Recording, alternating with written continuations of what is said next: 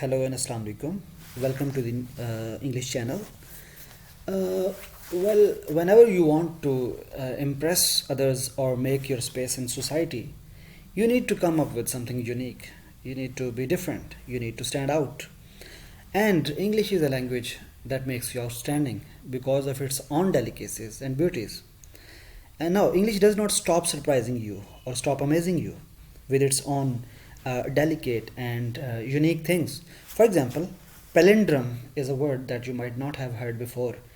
Palindrome is a word that, for example, those words in English language which can be read in the same way, forward or backward. Like their spellings are such that if you read those words inversely, they will be read same way.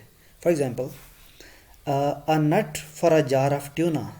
If you read this sentence backwards, it will sound same. It has same spellings backwards or forwards. Similarly, another word, race car. If you read it inversely or backwards, it's read the same.